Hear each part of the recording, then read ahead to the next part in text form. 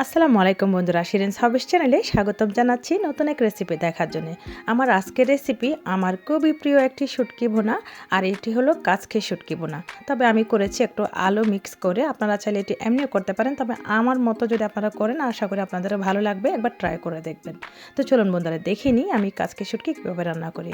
কাচকি শুটকিটা যেহেতু খুবই নরম তাই ভিজিয়ে রাখার প্রয়োজন, আমি জাস্ট ভালো মতো ধুয়ে নিয়েছি এবং ততটুকু পরিমাণে আমি আলু কুচিও নিয়ে নিয়েছি সমান সমান, আপনারা দেখতেই পাচ্ছেন।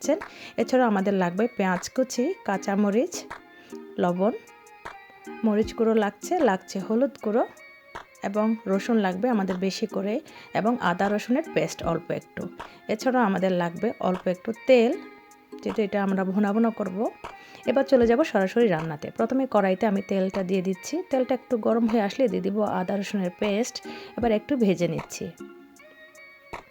এবার দিয়ে দিব আমাদের পেঁয়াজ কুচি, আপনারা দেখতে পাচ্ছেন আমি পেঁয়াজটা একটু বেশি করে দিচ্ছি এবং রসুন কুচি দিয়েছি প্রায় আমি 2 টেবিল চামচ মতো। এবার ভালো মতো একটু নেড়ে ছেড়ে আমি ভেজে নেব।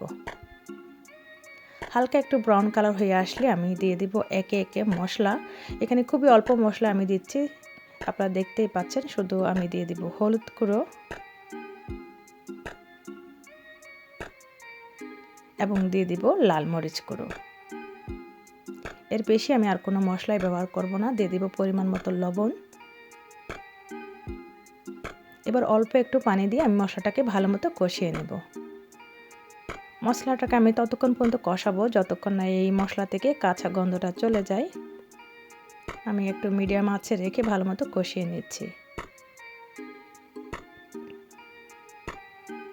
অল্প অল্প করে একটু পানি দিয়ে আমি কষাবো যাতে মশলাটা ভালো মতো কষানো হয়।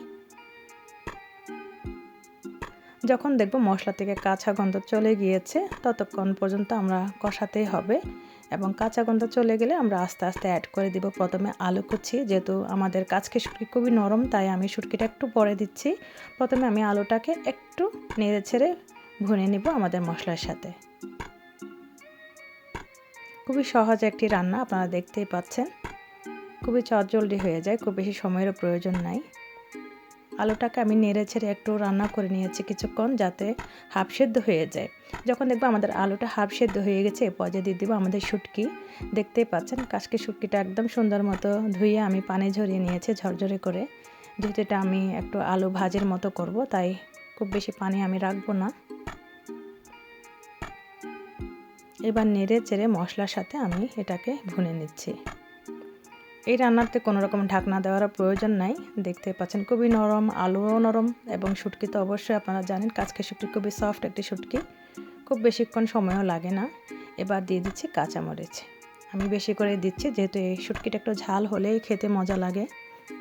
এবং দিয়ে দিব ধনেপাতা, আমি ফ্রোজেন ধনেপাতায় দিচ্ছি, ফ্রেশ থাকলে অবশ্যই ফ্রেশটাই দিতে পারবেন। আবারও একটু নেড়ে ছেড়ে দিচ্ছি।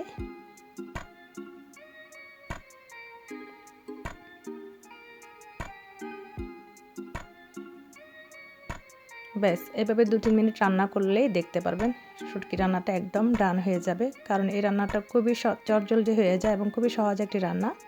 তো আশা করি বন্ধুরা আপনাদের অনেক ভালো লেগেছে এবং সহজ লেগেছে।